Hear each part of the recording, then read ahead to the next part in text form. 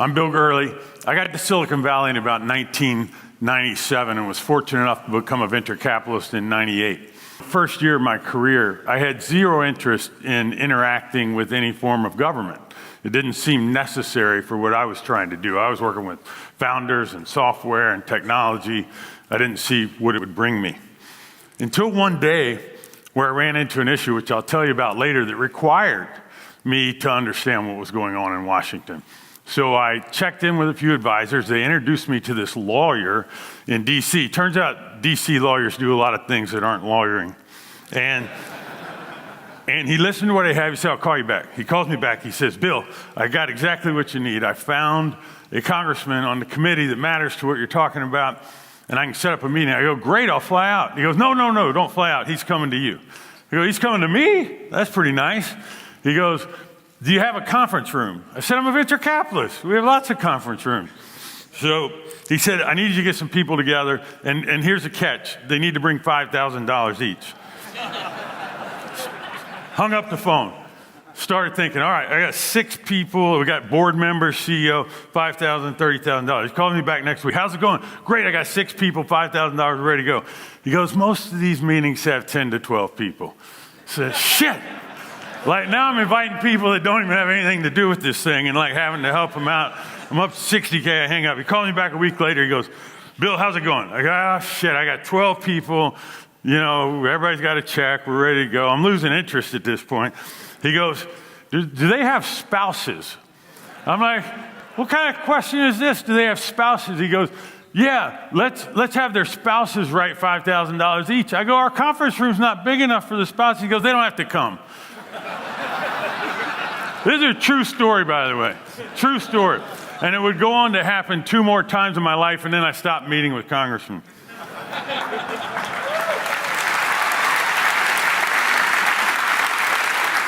The reason that I needed to engage relates to this company. My 4th VC investment was in a company called Tropos Networks.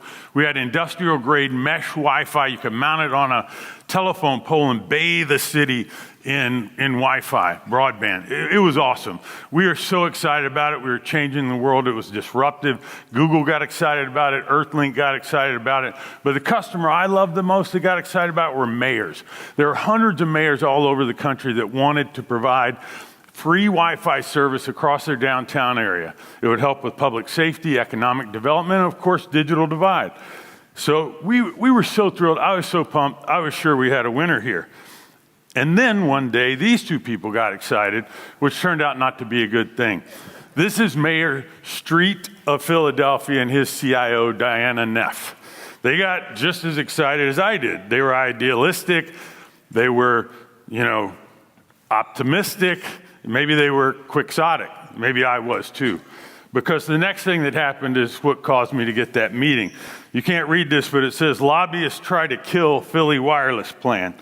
And in the article it says, Philly's plan to offer an inexpensive wireless internet service, the most ambitious yet, collided with commercial interest. Collided with commercial interest. There were no voters or citizens up in arms about this. Commercial interest. How many of you, I know this is a younger crowd, how many of you are old enough to remember Schoolhouse Rock? Awesome. So, like you, I learned about how Congress works by ABC Saturday morning television. And they told us, there's a phrase in this, I looked up the script. It said some folks back home wanted a law, so they called their local congressman, implying that the people that have the need are the citizens and the people that write the law, the congressman. Imagine how surprised I was when I read this.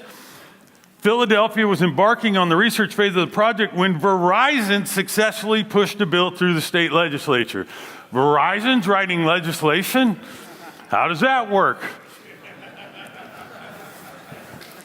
Now, it turns out this wasn't even our biggest problem because another company's headquartered in Philadelphia named Comcast.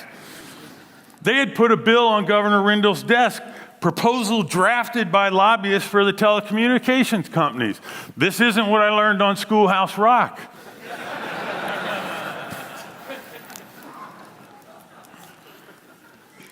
The governor whose bill that was on the desk of is Ed Rendell. He's on the right. Before he was governor, he was mayor of Philadelphia. The gentleman in the middle is named Michael Nutter. He would go on to replace Street and was a longtime council member.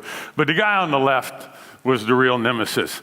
This is David Cohen, chief lobbyist for Comcast. Now, David Cohen is to corporate lobbying what Bob Marley is to reggae. He's like, there's no second. The New York Times did a profile of him called Comcast Real Repairman, in which they say he's the most important executive in the whole company, and I fundamentally believe that.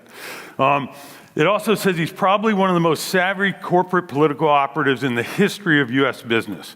The article on the right from the Inquirer calls him Philadelphia's most powerful unelected official. I don't even know how you can put those words together. So here we are in our little conference room with our spousal enhanced checkbooks. And this is like a second grader challenging Michael Jordan to a game on one-on-one for money. Like we were pissing in the ocean. We had no chance. No chance. Now guess who offers citywide Wi-Fi? That one's easy. AT&T would join this fight. Within 2 years, they would outlaw municipal broadband in over 22 states.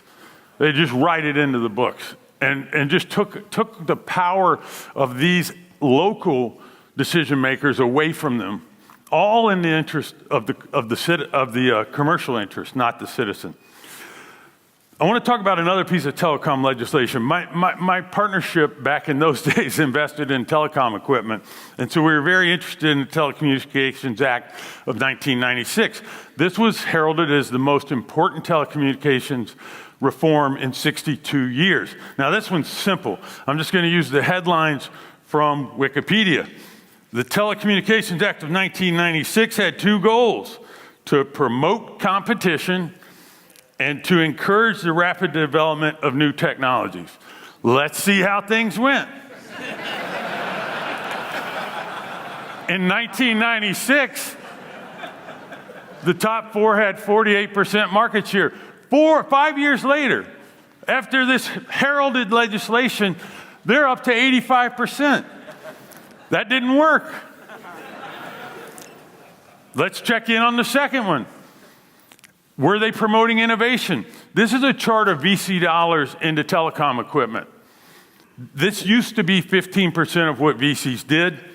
Within 10 years, it had gone below 1%, and a year later, the MVCA stopped tracking it. Now, if you want to talk to one of the expert VCs in telecommunications equipment, it'll be easy to do because they're retired. This market's gone. There is no more innovation in telecom equipment.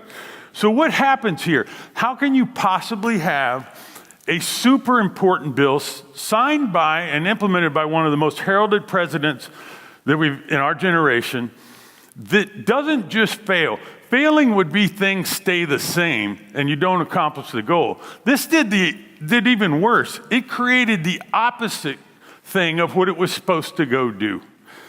Let me introduce you to George Stigler. He's the 1982 Nobel Prize winner in economics and the father of regulatory capture. This is his most famous quote. As a rule, regulation is acquired by the industry and is designed and operated primarily for its benefit. I like to say regulation is the friend of the incumbent. Quick audience interaction moment. That's the one thing I want you to take away. So on the count of three, scream, regulation is the friend of the incumbent. 1, 2, 3. Yes. Amen. All right.